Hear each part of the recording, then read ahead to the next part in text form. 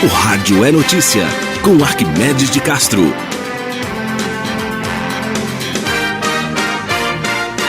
Olá, caros ouvintes, eu sou Arquimedes de Castro e hoje nós vamos falar sobre o tema Bolsonaro versus Bebiano.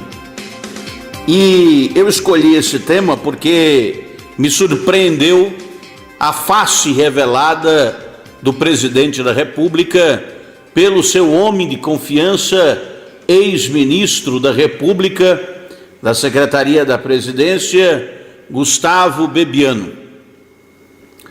Bebiano não só vazou, entregou para a imprensa áudios de conversas que manteve com o presidente da República, como também concedeu uma entrevista exclusiva à Rádio Jovem Pan, no programa Os Pingos nos Is, de ontem à noite.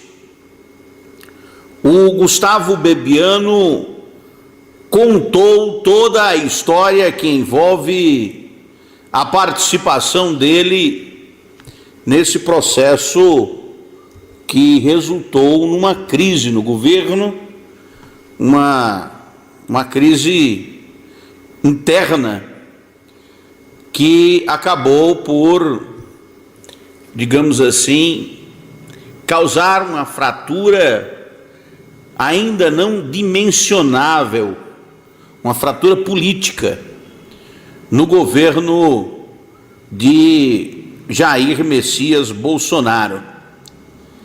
O Gustavo Bebiano contou tudo, em detalhes, de forma transparente, como transcorreu a sua demissão.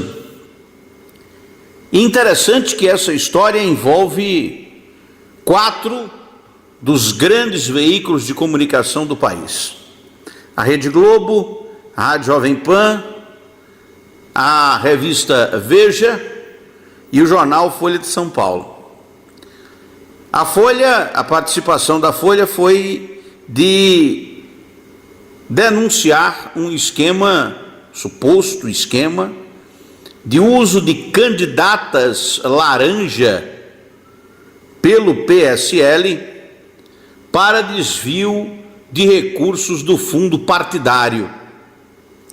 Isso teria ocorrido em Minas Gerais, teria ocorrido em Pernambuco e seria de responsabilidade dos dirigentes estaduais do PSL. O PSL teria agido como agiu na distribuição desses recursos, porque a legislação impõe aos partidos políticos no Brasil que 30% das vagas sejam destinadas às mulheres e, mais recentemente, que 30% dos recursos públicos, dos recursos do fundo partidário, que são públicos, são recursos oriundos dos impostos que pagamos ao governo, impostos que passaram mais recentemente a financiar as campanhas eleitorais, 30% dos recursos que o partido recebe obrigatoriamente precisam ser gastos com candidatas. O PSL tomou medidas, realizou gastos nos estados que põem em dúvida a idoneidade do partido e também dos dirigentes partidários e das candidatas. Um caso ainda ser melhor investigado e esclarecido. A questão é: o presidente mentiu? No Brasil, não é crime o presidente mentir. O presidente pode mentir. Depois ele disse que não disse, conserta de alguma maneira e fica isso por isso mesmo. Nos Estados Unidos é diferente. Lá o presidente da República pode perder o cargo por perjúrio, por mentir. Um dos casos recentes, emblemáticos, é o do Bill Clinton, que teria mentido quando disse que não tinha relações sexuais com a Mônica Lewinsky, que não havia mantido relações sexuais com ela dentro da Casa Branca, a sua estagiária, quando, na verdade, manteve. E, instado a falar sobre isso, obrigado a responder sobre essa questão, o presidente Bill Clinton acabou contando a verdade, segundo ele, e escapou por um tris do impeachment por perjúrio. Ao tão bem sucedido, que foi o caso de perjúrio do presidente Nixon. E aí foi mais grave, aí a coisa deu ruim e o Nixon teve que sair do governo. Ele ficou famoso, inclusive, o Richard Nixon, ex-presidente dos Estados Unidos, por uma frase emblemática. Ele disse que o inimigo era a imprensa, o inimigo do governo era a imprensa. Os áudios de WhatsApp divulgados no Jornal Nacional, inicialmente pela Veja, através do Augusto Nunes, jornalista da Veja, que fez uma ponte de amizade com o Gustavo Bebiano, o Bebiano entregou para o Augusto Nunes da Veja os áudios e o Augusto, sob a autorização, publicou isso e se responsabilizou pela publicação. Aí tem uma questão jurídica complexa, porque se trata, não é de conversa com qualquer um, é conversa com o presidente da República. E eu tenho a impressão que há aí, pelo menos, há indícios de um tipo penal, porque trazer a público conversas do presidente da República que foram realizadas de forma privada, eu sei que atende o interesse público, mas pode, eventualmente, ser uma conduta criminalizável, na minha modesta opinião, salvo o melhor juízo. O fato é que os áudios estão aí disponíveis, quem quiser ouvir pode ouvir, tem na internet inteiro, a todo gosto que você queira, e aí ficou claro que é o seguinte, que quem mentiu na história não foi o Gustavo Bebiano. Para mim ficou claro que o presidente da República pode ter mentido quando disse que não conversou com o Bebiano, conversou pelo WhatsApp. Conversa de WhatsApp é conversa. Não existe essa coisa hoje mais de diferença entre uma conversa pessoal e uma conversa virtual. As conversas virtuais acontecem o tempo todo e elas agilizam o trabalho, dão dinâmica às decisões e elas são conversas válidas, tanto quanto as conversas pessoais, inclusive porque ficam registradas e gravadas, como ficaram essas reveladas pelo Gustavo Bebiano, que revelou tudo isso aí, dizendo que não quer prejudicar o Bolsonaro. Mas assim, tem aí uma consequência importante. Tem o filho do presidente. O Carlos Bolsonaro é um jovem, né, que foi o mais jovem vereador da história do Rio de Janeiro, eleito com 17 anos de idade, é filho de Jair Bolsonaro, é um político importante no Rio de Janeiro, se tornou um político extremamente importante após a eleição do pai, durante a campanha do pai. Dizem que ele é o responsável por toda a articulação digital nas redes sociais de Jair. Para vocês terem uma ideia, o Carlos Bolsonaro tem 896 mil seguidores só no Twitter. Ele que participa de todas as redes sociais muito ativamente e foi fundamental para o lançamento da candidatura e o sucesso da candidatura de Jair. Mas recentemente ficou muito próximo, mais próximo ainda do pai, porque o pai esfaqueado, alguém precisa ficar tomando conta do cara, né?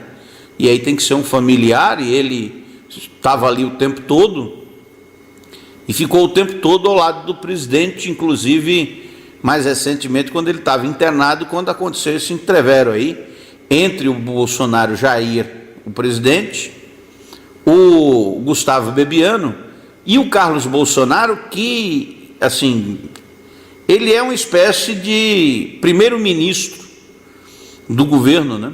Aparentemente, porque a interferência dele não é só com o Bebiano, parece que ele interfere com todo mundo. E tem um poder muito grande, lógico, o filho, né, próximo, num momento inclusive de fragilidade, esteve muito próximo ao pai, um cara de absoluta confiança, né?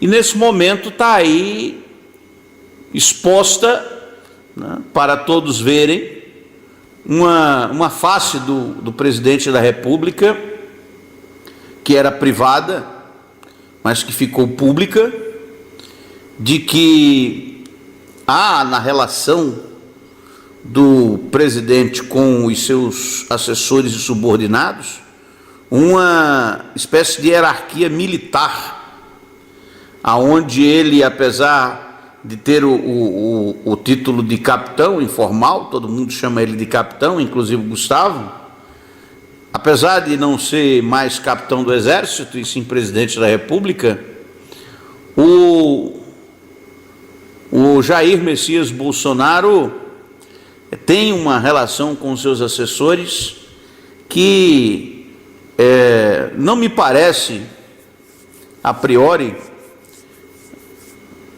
uma boa relação. Há um desnível muito grande. Parece que ninguém trata ele de igual para igual. E isso pode ser que seja um problema para o governo. Hoje, a Câmara, o Congresso, já começa a mostrar a sua face de desgosto, de desencantamento com o governo, inclusive derrubando um decreto presidencial que fazia uma modificação na lei de acesso à informação, um fato inclusive de menor importância, mas que rendeu aí uma derrota governista, porque o governo havia editado uma medida no sentido de alterar a lei de acesso à informação, uma alteração, a meu ver, não tão importante, excessivamente dada a importância por alguns veículos de comunicação.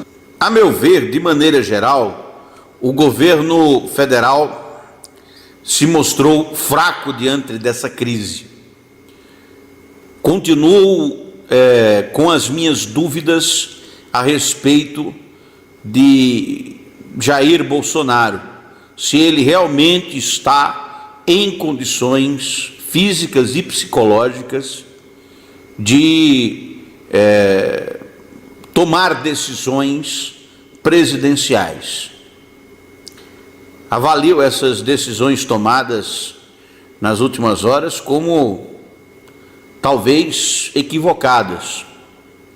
Respeito absolutamente a decisão do presidente, ele contrata e demite quem ele quiser para os cargos de confiança, é assim que é a regra do jogo.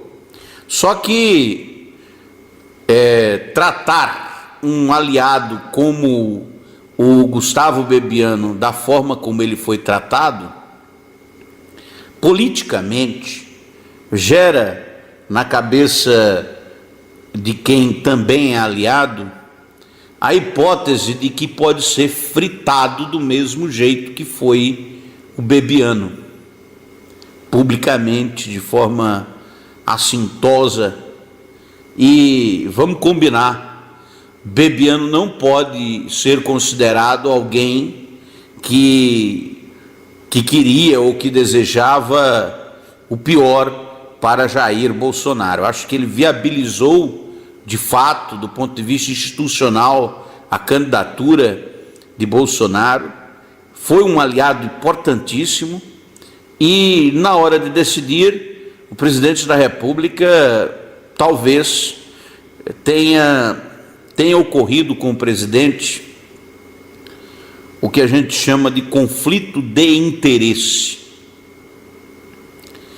Porque quando há uma mistura muito grande de familiares no ambiente profissional, e isso ocorre com certa frequência na política, porque política é uma atividade de quase entrega total, né? O sujeito passa 24 horas do dia fazendo política, sonha com política, acorda fazendo política, dorme fazendo política.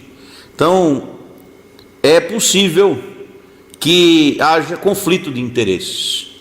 E aí, no caso de Bolsonaro, como ele tem 3 filhos que possuem cargos eletivos e participam diretamente da política, há aí um conflito de interesses entre os interesses familiares e os interesses profissionais.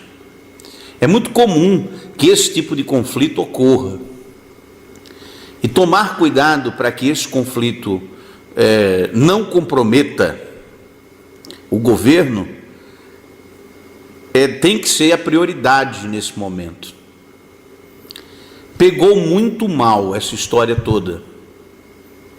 Esse negócio de a Globo ser tratada por Jair Bolsonaro como inimigo, considerar um veículo de comunicação com a importância das organizações Globo como inimigo, e isso ficar publicamente anunciado, me parece um equívoco de quem está à frente da presidência da República. Aguardar aí o desenrolar dos acontecimentos para ver até onde essa novela vai, né? Porque eu esperava, eu achava, eu considerava a hipótese de que a demissão do ministro Bebiano tinha sido o capítulo final da história.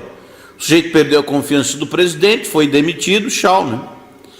Mas aí aparece essa revelação de conversas privadas do presidente com o ministro e a acusação direta de Gustavo Bebiano de que, nas palavras de Bebiano, o Carlos Bolsonaro faz macumba para influenciar psicologicamente o pai, Jair Messias Bolsonaro.